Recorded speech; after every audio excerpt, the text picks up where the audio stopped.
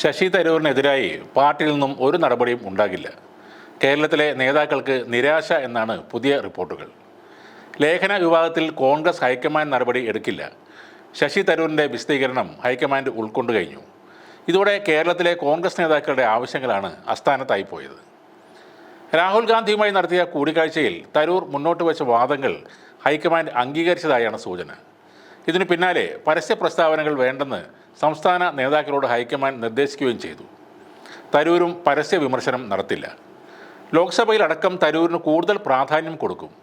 ഡൽഹി തെരഞ്ഞെടുപ്പ് തോൽവിയുടെ കനത്ത ആഘാതവും ഈ നിലപാടെടുക്കാൻ ഹൈക്കമാൻഡിനെ പ്രേരിപ്പിച്ചു എന്നാണ് പറയുന്നത്. ഡൽഹി ജൻപതിലെ സോണിയാഗാന്ധിയുടെ വസതിയിൽ അരമണിക്കൂറോളമാണ് ഈ വിഷയത്തിൽ രാഹുൽ ഗാന്ധിയും ശശി തരൂരും തമ്മിൽ ചർച്ച നടത്തിയത്. AICC general secretary KC Venugopal ഈ സമയം സോണിയയുടെ വീട്ടിൽ ഉണ്ടായിരുന്നെങ്കിലും ഈ കൂടിക്കാഴ്ചയിൽ പങ്കാളിയാക്കിയിരുന്നില്ല.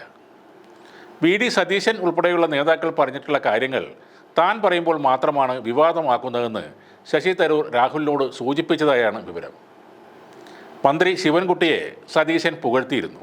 കലോത്സവ നടത്തിപ്പിൻ്റെ ഭാഗമായാണ് ഇതുണ്ടായത്. വികസനത്തിൽ ഒരുമിച്ച് പോയാലേ കോൺഗ്രസിന് കേരളം പിടിക്കാനാകുമെന്ന ആശയവും രാഹുലിന് മുന്നിൽ തരൂർ വച്ചിരുന്നു. ഇതെല്ലാം അംഗീകരിക്കപ്പെട്ടു. തരൂരിനെ ഹൈക്കമാൻഡ് ശാസിക്കുമെന്നായിരുന്നു പൊതുവെയുള്ള വിലയിരുത്തൽ. എന്നാൽ അതിനു പകരം തലോടലാണ് കിട്ടിയതെന്നാണ് ഇപ്പോൾ വരുന്ന റിപ്പോർട്ടുകൾ. കേരള നേതൃത്വത്തിൻ്റെ നിസ്സഹകരണവും എല്ലാവരെയും ഉൾക്കൊള്ളാനുള്ള കഴിവില്ലായ്മയും തരൂർ ഈ കൂടിക്കാഴ്ചയിൽ ഉന്നയിച്ചതായും പറയുന്നു. രാഷ്ട്രീയമായ പോരാട്ടം കേരളത്തിൽ നടത്തുമ്പോൾ അതിന് ബലം നൽകുന്ന പരാമർശങ്ങളാണ് തരൂരിൽ നിന്നും പാർട്ടി പ്രതീക്ഷിക്കുന്നതെന്ന് രാഹുൽ ഗാന്ധിയും അഭിപ്രായപ്പെട്ടു.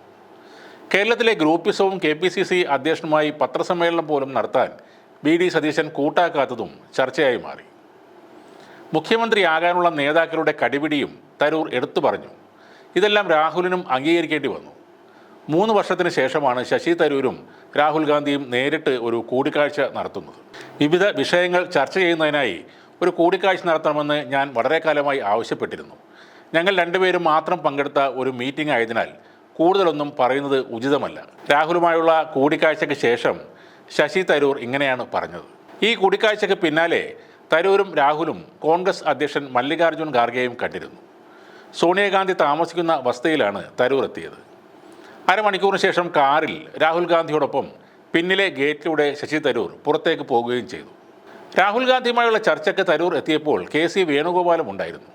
എന്നാൽ രണ്ടുപേരും തമ്മിൽ സംസാരിക്കട്ടെ എന്ന നിലപാടിൽ വേണുഗോപാലും ഈ ചർച്ചയുടെ ഭാഗമാകാൻ ശ്രമിച്ചില്ല. ഇത് കേരളത്തിലെ തരൂർ വിരുദ്ധ ചേരിക്ക് ക്ഷീണമാണ്.